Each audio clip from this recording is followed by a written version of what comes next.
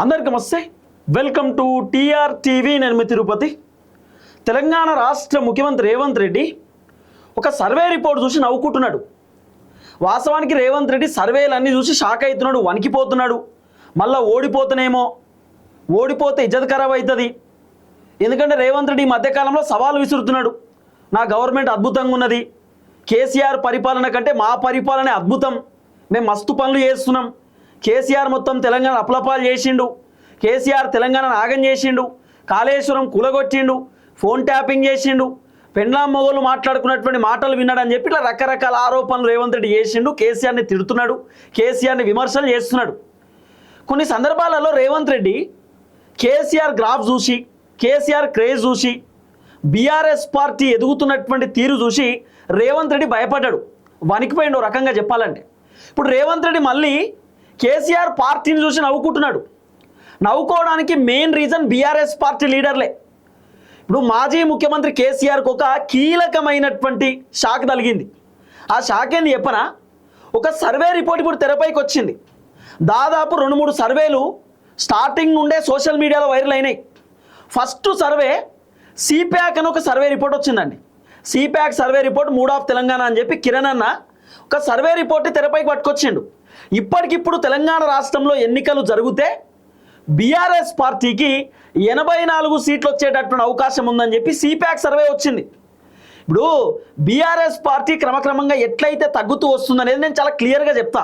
వాస్తవానికి BRS party ఇప్పుడు అధికారంలోకి రావాలి, ఇప్పటికిప్పుడు ఎన్నికలు జరుగుతాయి. అదే బీఆర్ఎస్ పార్టీ గ్రాఫ్ డౌన్ అవుతూ వస్తున్నది. ఎందుకు డౌన్ అవుతుంది, కారణం ఏందనేది కూడా నేను పిన్ టు పిన్ ఈ వీడియోలో చెప్పేటటువంటి కార్యక్రమం చేస్తా. కొంచెం ఈ వీడియో ఘాటుకుంటుంది, భరించాలి, తప్పదు. బీఆర్ఎస్ పార్టీ లీడర్లకు గట్టిగానే చురుకులు పడాలి కాబట్టి ఈ వీడియో చేస్తున్నా. ఎందుకంటే ఎంతసేపు మేము గెలుస్తామని చెప్పి సంఘాలు గుద్దుకొని వచ్చి హైదరాబాద్లో పండుకుంటారు. హైదరాబాద్లో పంటే నడవది, నియోజకవర్గాలలో తిరగాలి, ప్రజలలో ఉండాలి. అప్పుడైతేనే గ్రాఫ్ పెరుగుతుంది, మళ్ళీ గెలిచేటటువంటి అవకాశం ఉంటుంది. సరే, అన్ని విషయాలు డెప్త్గా మాట్లాడుకునేటటువంటి కార్యక్రమం చేద్దాం. బీఆర్ఎస్ పార్టీ గ్రాఫ్ అద్భుతంగా ఉంటుండే. బీఆర్ఎస్ పార్టీ ఇప్పటికిప్పుడు తెలంగాణ రాష్ట్రంలో అధికారంలోకి రావడానికి ఫుల్ ఫ్లెడ్జ్ తయారుంటుండే. కానీ గ్రాఫ్ ఏ విధంగా పడిపోయింది, కేసీఆర్కు ఏ విధంగా సర్వేలన్నీ షాకులు ఇస్తూ ఉందనేది ఈ వీడియోలో చెప్పేటటువంటి కార్యక్రమం చేస్తా. వాస్తవానికి 2023లో కాంగ్రెస్ అధికారంలోకి వచ్చింది. డిసెంబర్లో కాంగ్రెస్ అధికారంలోకి వచ్చింది. 2026 ఇది అంటే దాదాపు 2.5 years కంప్లీట్ అయిపోయింది కాంగ్రెస్ గవర్నమెంట్కి. ఇంకొక 3 నెలలు అయితే 3 years కాంగ్రెస్ గవర్నమెంట్ కంప్లీట్ చేసుకుంటారు. ఈ 3 సంవత్సరాల పరిపాలనలో రేవంత్ రెడ్డి భయంకరమైనటువంటి వ్యతిరేకతను నెత్తి మీద పెట్టుకున్నాడు. రేవంత్ రెడ్డి మాటల వల్లనో, రేవంత్ రెడ్డి నిర్ణయాల వల్లనో, లేకపోతే రేవంత్ రెడ్డి పర్ఫార్మెన్స్ బాగాలేకనో రేవంత్ రెడ్డి పైన భయంకరమైనటువంటి వ్యతిరేకత వచ్చింది. ఇది పాయింట్ నెంబర్ 1. చాలా క్లియర్గా మీకు అర్థమయ్యేటటువంటి కార్యక్రమం చేస్తా. ఇంకా పాయింట్ నెంబర్ 2 వచ్చేసి 2023 నుండి 2026 వరకు జనాలు రిగ్రెట్ ఫీల్ అయ్యారు.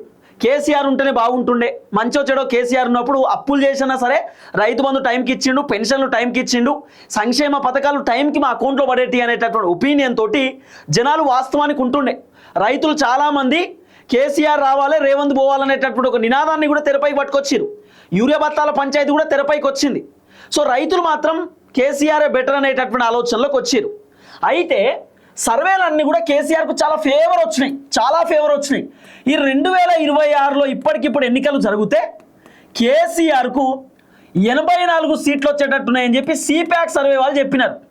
మళ్ళీ ఇప్పటికిప్పుడు ఎన్నికలు జరిగితే కేసీఆర్కు దాదాపు 70 సీట్లు వచ్చేటటువంటి అవకాశం ఉందని చెప్పి హెచ్ఎంఆర్ సర్వే రిపోర్ట్ చెప్పినారు. రేవంత్ రెడ్డి సునీల్ కనుగోలుతో ఒక సర్వే చేయించిండు.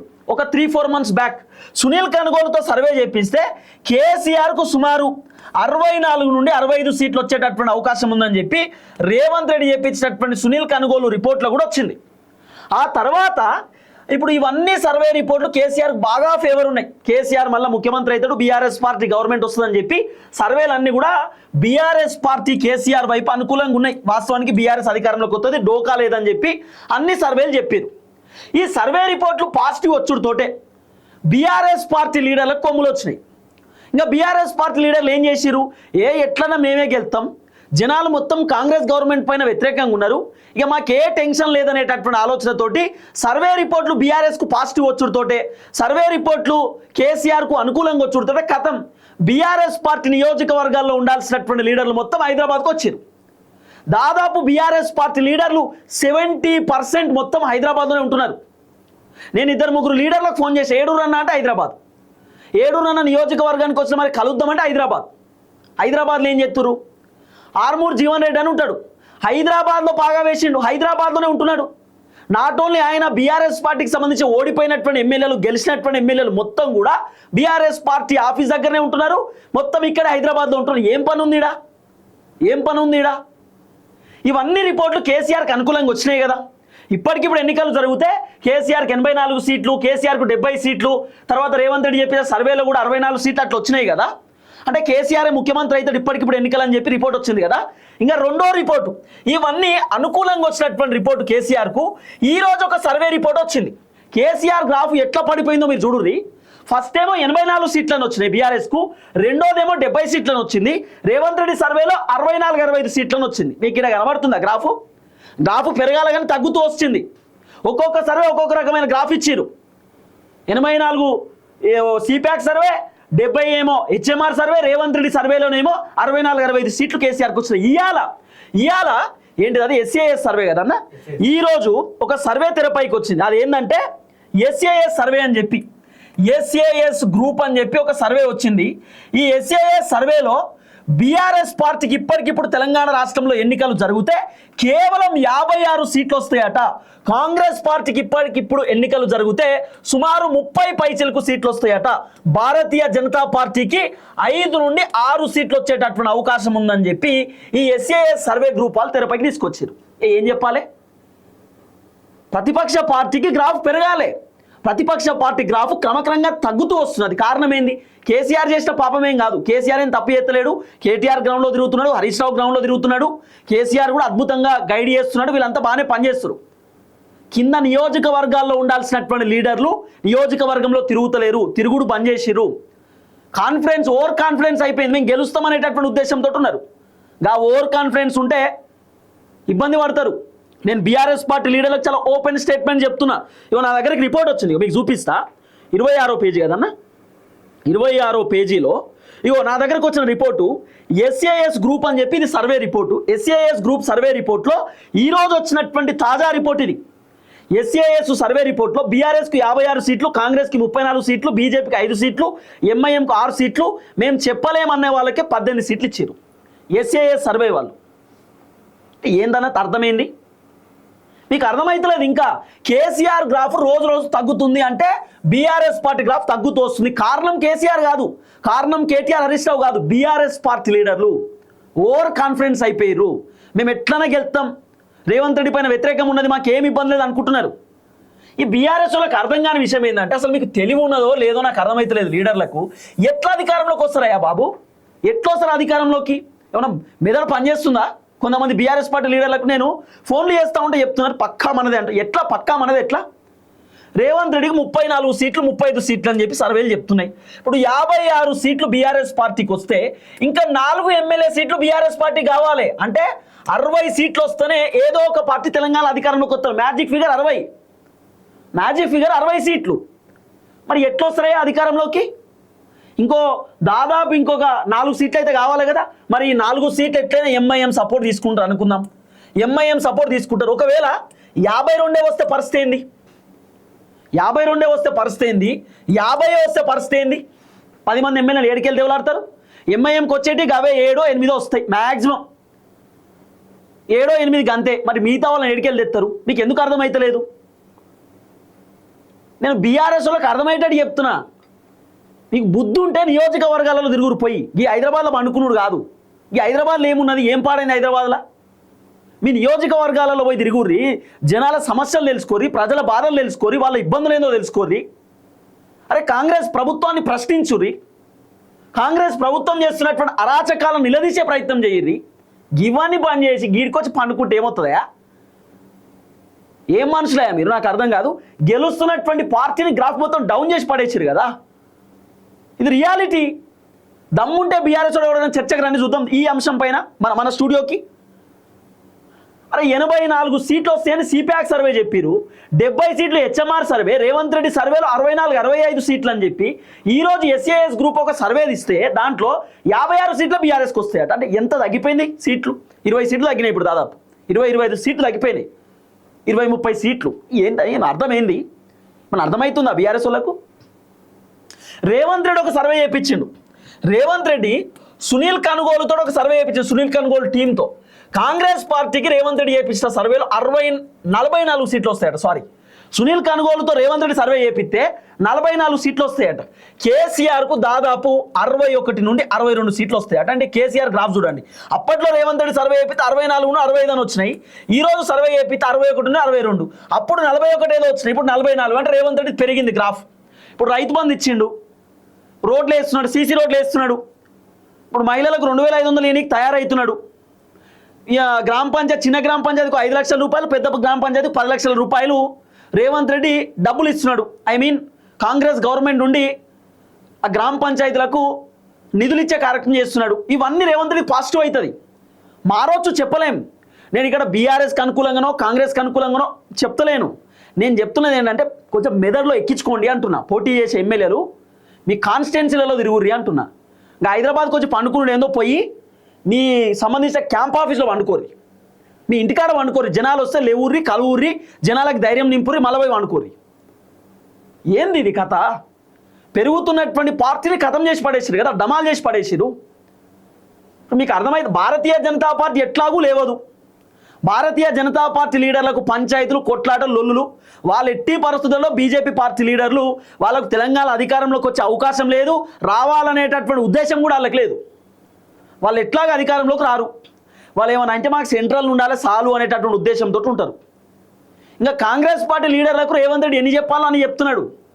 అసలు బీఆర్ఎస్ పార్టీ వాళ్ళకి అర్థం కాని విషయం ఏంటంటే రేవంత్ రెడ్డికి అన్ని ఎరికే, మీకు తెలుస్తలేదు.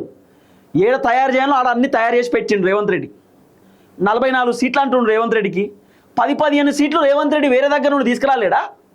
ఎంఐఎం సపోర్ట్ తీసుకుంటాడు, లేకపోతే కాంగ్రెస్ మన బీఆర్ఎస్ లెక్కలో బ్యాచ్ ఇంకో 10 మందిని కొంటాడు, అవసరం అనుకుంటే ఏదైనా చేయగలుగుతాడు. అప్పుడు ఏం చేస్తారు? రేవంత్ రెడ్డి మళ్ళీ అధికారంలోకి రావడానికి విశ్వ ప్రయత్నాలు చేస్తున్నాడు, మామూలు ప్రయత్నాలు కాదు. అరే 2026 ఇప్పటికిప్పుడు ఎన్నికలు వస్తే 56 సీట్లే బీఆర్ఎస్కి వస్తాయని చెప్పి సర్వే రిపోర్ట్లు వస్తూ ఉంటే, ఇంకా కాంగ్రెస్ పైన భయంకరమైన వ్యతిరేకత ఉన్న ఈ టైంలో ఈ రిపోర్ట్ వస్తుంటే ఇంకా బీఆర్ఎస్ పార్టీ ఏం గెలుతుంది? ఎక్కడ కథ? ఏమన్నా అర్థమవుతుందా బీఆర్ఎస్ వాళ్ళకి? అసలు తిరుగుడే లేదు. కేటీఆర్ కాళేశ్వరం పోతే కేటీఆర్ వెనకాల కాన్వాయ్ పెట్టిరు. ఏం పని అండి కేటీఆర్ తోటి? మీకు ఏం పని? కేటీఆర్ పని కేటీఆర్ చేస్తున్నాడు. ఇక మీరు అందరు పోయి కేటీఆర్ వెనకాల ఏం చేస్తున్నారు? ఇంకా హుజరాబాద్ పాడి కౌశిక్ రెడ్డి అయితే పొద్దుగాలైతే కేటీఆర్ దగ్గర కనబడతాడు, కేసీఆర్ దగ్గర కనబడతాడు. మరి ఆయన హుజరాబాద్ పోతున్నాడో తెలుస్తలేదు. ఏం పని అంటున్నా నేను. హుజరాబాద్లో పాడి కౌశిక్ రెడ్డి ఓడిపోయిన ఆశ్చర్యపోవాల్సిన అవసరం లేదు. గంత ఘోరంగా ఉంది ఇప్పుడు రిపోర్టు, గంత అధ్వానమైన రిపోర్ట్ ఉన్నది ఇప్పుడు. పాడి కౌశిక్ రెడ్డికి ఎందుకు అర్థమవుతుందో నాకు తెలుస్తలేదు. ఇంకా తర్వాత బీఆర్ఎస్ పార్టీకి సంబంధించిన కొంతమంది లీడర్లు ఇక వాళ్ళు మొత్తం హైదరాబాదే, ఇక ఇల్లు కట్టుకుని ఈయనే కూర్చురు అంతే, ఇక పోయే పరిస్థితే లేదు. కేసీఆర్ ఒకసారి క్లాస్ ఇవ్వాలి వీళ్ళకు, మంచి క్లాస్ వీకాలి, అయితే వీళ్ళు వింటారు, లేకపోతే వినరు. ఏదో రేవంత్ రెడ్డి ఓడిపోతాడు, కాంగ్రెస్ ఎమ్మెల్యేలు ఓడిపోతారు, ఈ రిపోర్ట్లు చూసి మీరు ఆనందపడుతురు. కానీ ఈ రిపోర్ట్లు మొత్తం పైసల బ్యాచే ఉంటుంది, మీకు తెలుస్తలేదు. సర్వేలు ఇచ్చేటోడు ఏం సకాలం సర్వేలు ఇయ్యరు. ఏ పార్టీడు ఎక్కువ పైసలు ఇస్తే ఆ పార్టీకి జోకే రిపోర్ట్లు వస్తాయి బయటికి. అక్రెడిటెడ్ కొన్ని ఒరిజినల్ రిపోర్ట్లు రావచ్చు. ఇప్పుడు సిప్యాక్ కిరణ్ అన్న ఉన్నాడు, కిరణ్ అన్న కూడా నాకు చాలా క్లోజు. సిప్యాక్ కిరణ్ అన్న 2023 ఎన్నికలలోనే కాంగ్రెస్కి సుమారు 60-62 సీట్లు రావచ్చు, 66-67 వచ్చిన ఆశ్చర్యపోవాల్సిన అవసరం లేదని చెప్పి ఆయన ఒక రిపోర్ట్ ఇచ్చిండు.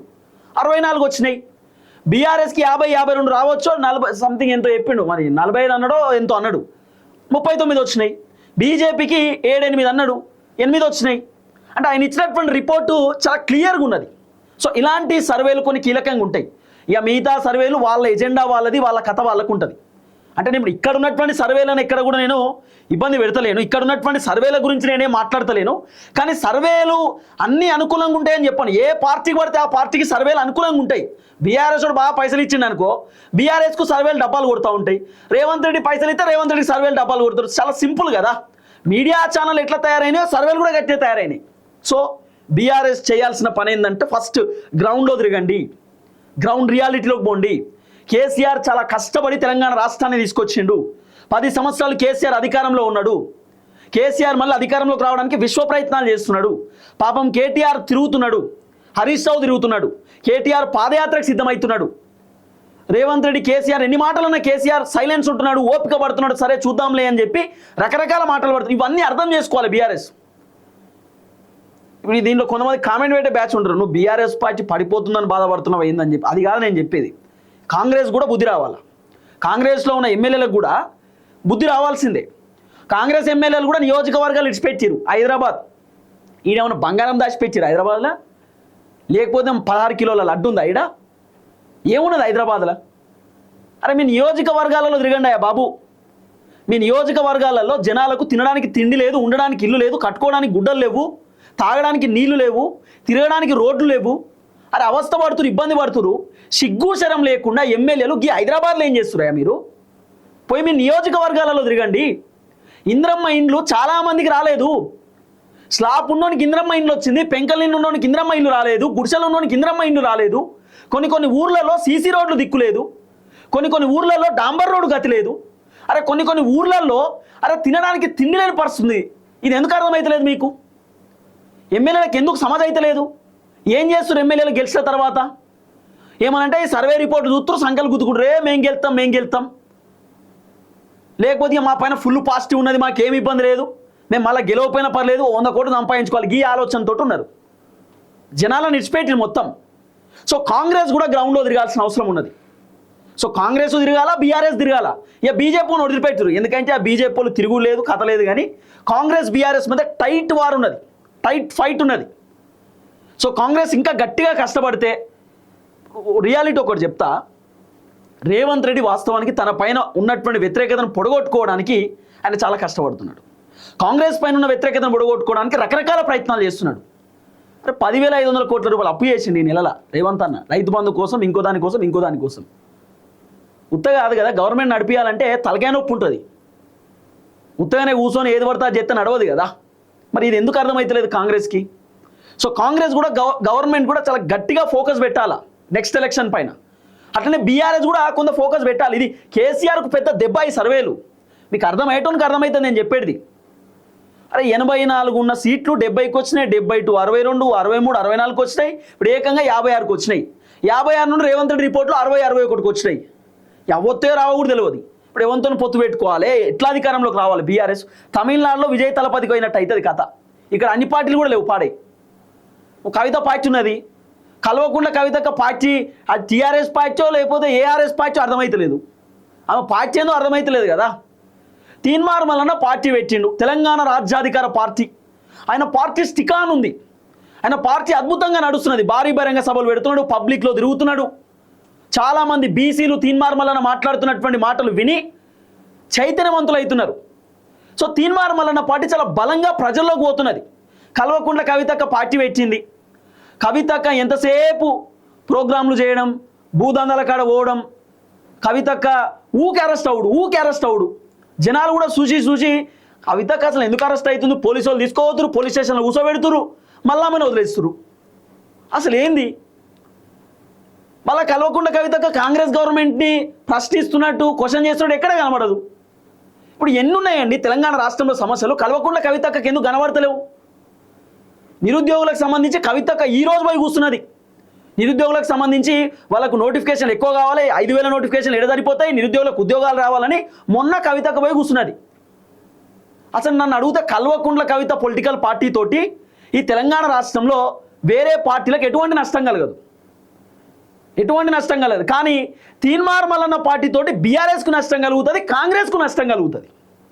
తీన్మార్ మల్లన్న పొలిటికల్ పార్టీ తోటి అధికార పార్టీకి ఇబ్బందే, ప్రతిపక్ష పార్టీ కూడా ఇబ్బంది అవుతుంది. మీరు రాసి పెట్టుకోరు. 2028 ఎన్నికలలో తెలంగాణ రాజ్యాధికార పార్టీ బలమైనటువంటి ఒత్తిడిని తీసుకొస్తుంది 2 పొలిటికల్ పార్టీలకు.